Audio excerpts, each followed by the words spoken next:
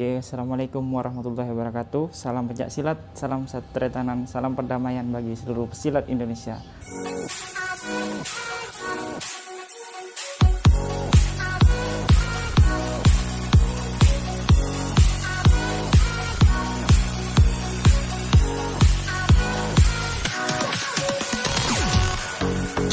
Oke sahabat pencak silat, kali ini Tretan 91 silaturahmi kembali di sebuah perguruan, khususnya budaya lokal kita di Kabupaten Sumeneb. Itu ada perguruan Walet Hitam asli Kabupaten Sumeneb. Pada sore hari ini saya silaturahmi bersama Bapak Fathur Rasid Sofa.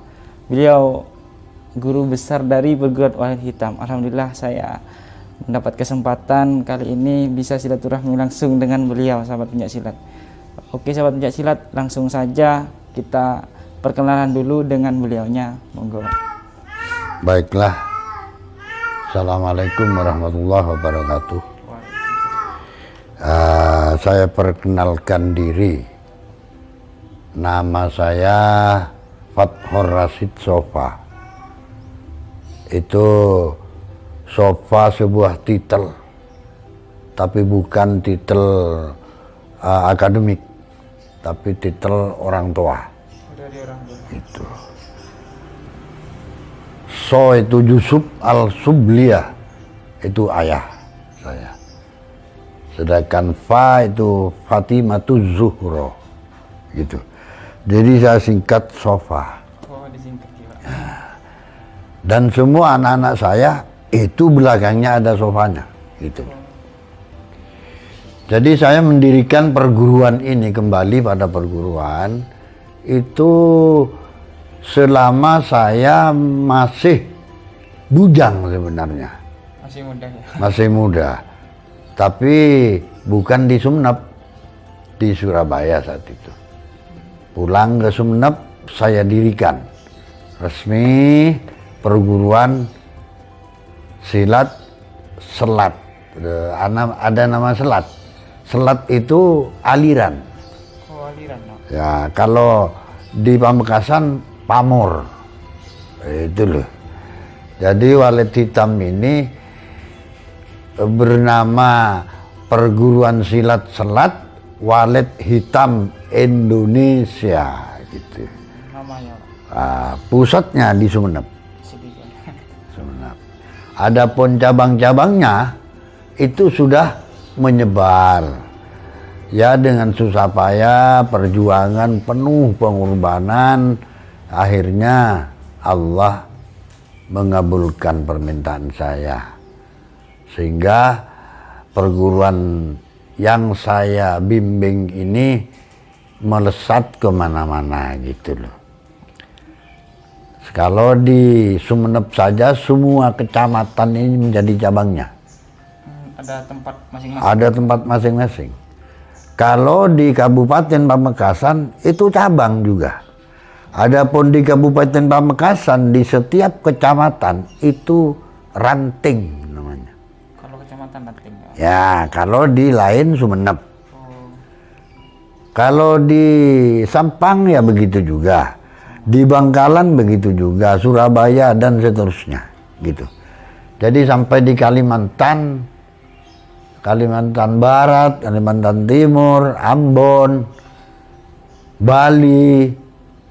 Kalau di Jawa ini dari Surabaya, Jember, terus Cimahi, Jakarta Pusat sudah cukup ada. Sudah meluas gitu, Pak? Meluas.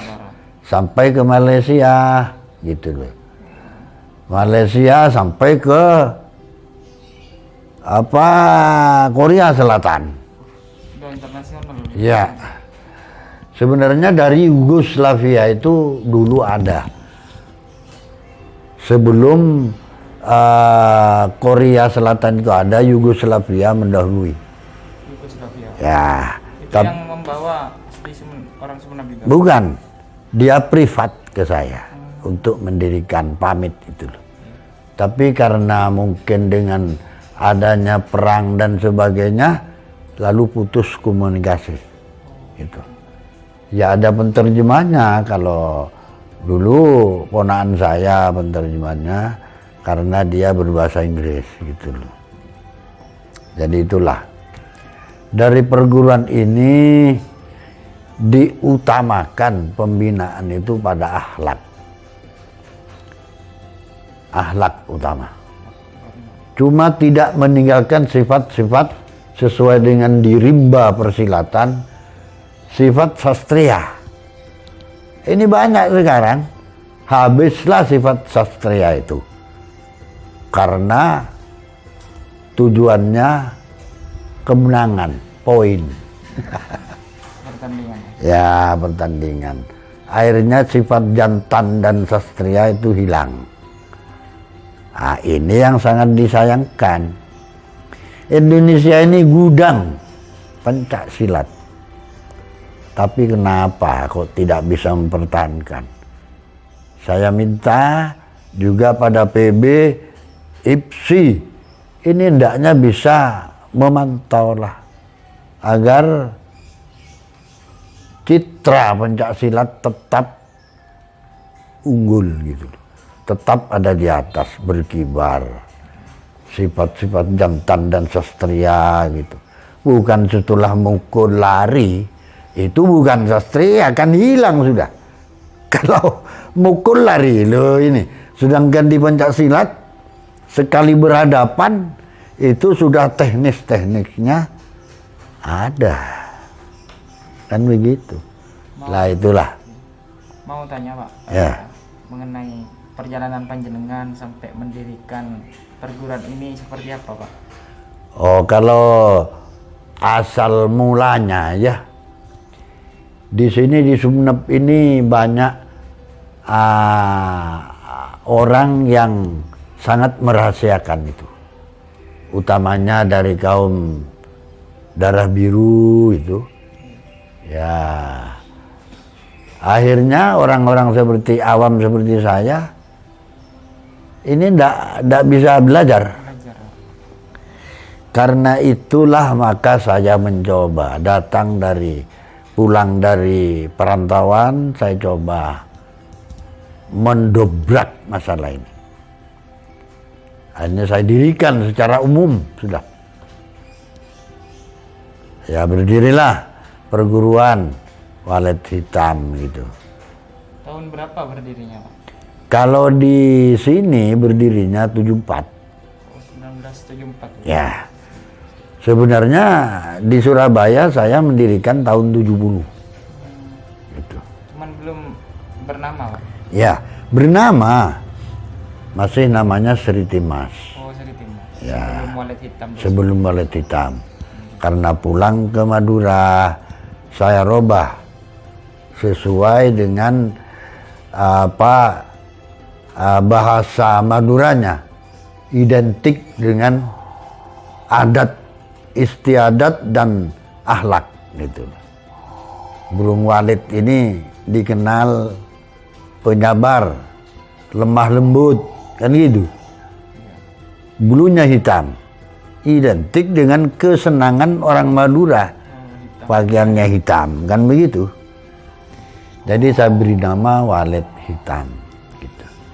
Sebenarnya Walet Hitam ini diambil dari riwayat masih perjuangan dulu semasa Rasulullah akan menghancurkan Ka'bah, maka Allah menurunkan burung yang warnanya hitam, namanya burung ababil, yang membawa batu sehingga pasukan gajah hancur gitu loh. Jadi itulah yang saya jadi patokan gitu. Untuk tingkatannya sendiri seperti apa Pak kalau di Walet Hitam Pak? Kalau di Walet Hitam ini masa belajarnya itu 9 tahun. 9 tahun. Baru dia jadi guru muda. Untuk tahun pertama masuk ini harus menjalani masa uji. Masa uji. Belum jadi murid, masih calon. Masa ujinya masa uji mental pertama. Pertama. Ya, pertama kali. Masa uji mental pertama ini berwujud bakti sosial. mereka diberangkatkan ke langgar, masjid, gitu loh. Ke kuburan umum kan gitu. Untuk membersihkan di sana. Membantu sosial. Ya, sosial, langgar sosial. Sosial. Setelah itu selesai dinyatakan berhasil, maka mereka melanjutkan ke 2 kali latihan, 2 kali pertemuan. 2 kali pertemuan sudah dilaksanakan, masuklah pada masa sumpah, masa uji mental kedua. Masa sumpah ya, awal itu. Awal sudah disumpah. Iya, disumpah. Disumpah di bawah kitab suci Al-Quran. Itu. Jadi benar-benar sakral ya. Iya, benar. Jadi sumpahnya itu memang katakanlah mengikat anak. Setelah disumpah, anak pada saat sumpah itu malam harinya disuruh berangkat ke kuburan, kira-kira jam 10:30 gitu, 10:30. Suruh berangkat ke kuburan untuk zikir di sana. Ini itu. Mungkin tujuannya orang akan tanda tanya, kenapa kok diberangkatkan kuburan? Apa untuk nyali? Satu yaitu. Yang kedua, untuk menurunkan temperamen dari murid. Biasa kan kalau sudah pandai silat, dia sombong, congkak dan sebagainya. Biasanya. Nah, biasanya begitu. Jadi saya suruh ke kuburan, berwirid di sana, zikir. Setelah zikir 100 kali, baru kembali ke perguruan. Padepokan ya? Padepokan. Di Padepokan itu dijelaskan lalu. Ada apa kamu di sana? Diganggu setan ya? Kan di kuburan ini ada ular, ada gitu kan, kala gitu ya. Itu semua akan sirna karena anak-anak yang berangkat ke kuburan itu telah dibekali ilmu baju geni. Itu baju geni ini, barang siapa telah mengamalkan baju geni, bagaikan dirinya berbaju bara api sejengkal dari kulitnya. Itu sabuk berapa, Pak? Masih baru. Masih baru ini. Tapi baju geni tidak harus terus diserahkan. Sementara itu. Kenapa saya katakan sementara? Sebab anak-anak telah diupayakan agar dia terhapus. Makanya di sana ada sir setelah selesai sumpah. Sir, nasi, santan dan telur. Yang penting itu telurnya, putih-putihnya. Itu untuk menghapus ilmu baju geni yang telah mengeram di tubuhnya. Itu. Mau tanya mengenai tingkatan yang di perguruan walet hitam itu, sabuknya warna apa saja, Pak? Kalau pertama hitam. Setelah masa uji mental kedua, sumpah, 2 pertemuan lagi lalu masa tabah. Itu 5 hari 5 malam anak-anak murid itu harus di perguruan. Oh, harus di Padepokan. Di Padepokan. Setelah 5 hari 5 malam ditutup dengan api unggun, lalu diresmikan mereka sebagai murid abadi perguruan. Gitu. Sabuknya hitam, kelasnya kelas dasar. Kan gitu. 1 tahun lagi ada kenaikan. Masa ujinya itu masa uji teori, masa uji praktek, masa uji mental fisik. Jadi itu rata sudah. Kalau dari dasar ke sabuk putih, kelas tapak namanya. Tapak sabuk putih. Itu hanya jarak tempuh 50 kilo. Jalan kaki, Pak? Jalan kaki. Itu. Kalau dari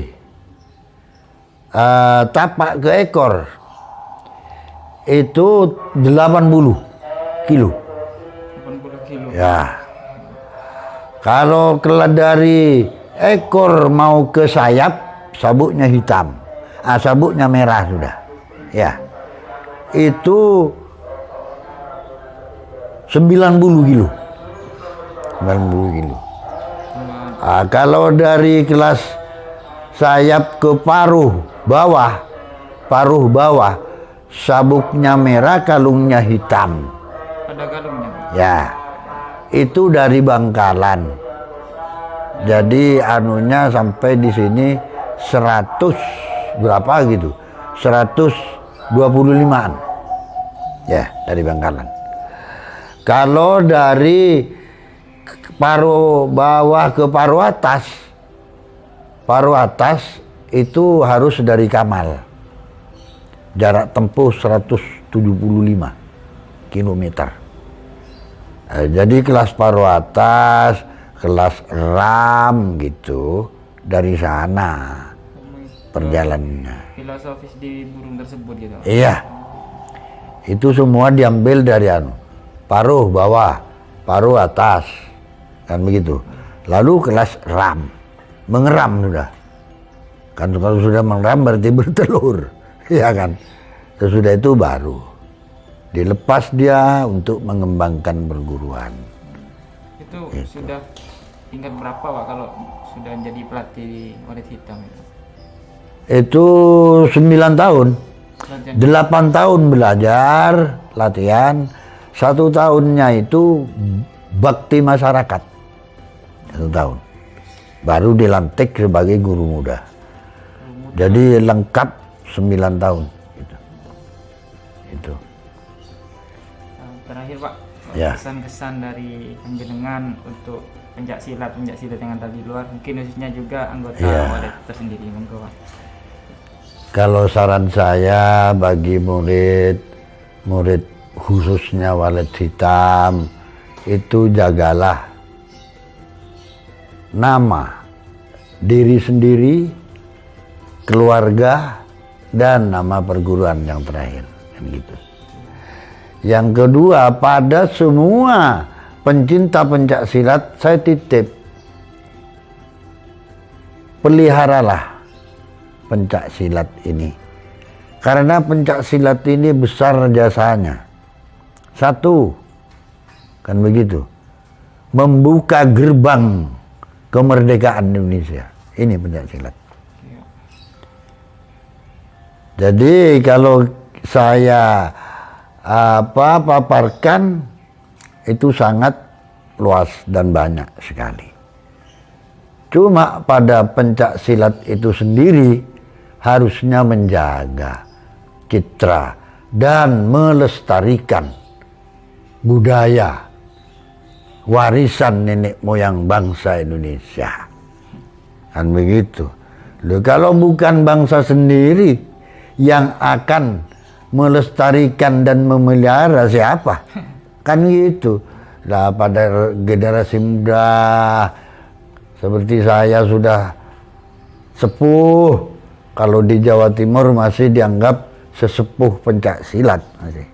Kan gitu. Ya apalagi Sumenep. Jadi bukan berarti sesepuh ini orang yang istimewa, orang super power, enggak. Biasa saja, manusia kok. Sehebat-hebat manusia, Allah tetap suatu saat akan mengambilnya. Kan begitu. Rasulullah kurang hebat bagaimana? Diambil. Apalagi macam saya. Kan gitu. Makanya ndak usah. Silat bukan alat untuk andalan, modal kesombongan, bukan. Tapi pencak silat ini sebenarnya lambang pergaulan, karena dalamnya ada akhlak. Nah, inilah kelebihan dari pencak silat, para pencinta pencak silat di Indonesia dan luar negeri. Karena di pencak silat kelebihannya itu ada kerohanian. Bukan maksudnya kerohanian orang bisa sakti terbang, tidak ada sekarang sudah. Sudah masanya modern. Karena orang terbang dulu itu jarang makan. Sekarang makan kalau tidak enak sakit, kan begitu. Jadi itu sudah tidak ada. Maka dari itu pada para pencinta pencak silat di semua tempat, saya kalau memberikan saran ini, maaf, bukan orang yang super dalam pencak silat, tidak, orang biasa-biasa saja. Cuma saya titiplah pencak silat ini agar menjadi pedoman dalam kehidupannya, dalam pergaulannya, gitu loh. Sudah cukup ya? Ya, cukup. Oke sahabat pencak silat, itu tadi materi dan wejangan dari Bapak dan juga pengenalan mengenai pencak silat walet hitam. Luar biasa sekali, saya diberi kesempatan dengan beliau guru besar langsung dari walet hitam. Oke sahabat pencak silat, itu saja dulu, dan waktu kita silaturahmi di perguruan-perguruan yang lain. Salam pencak silat, salam satria tanam, salam perdamaian bagi seluruh silat Indonesia. Ya.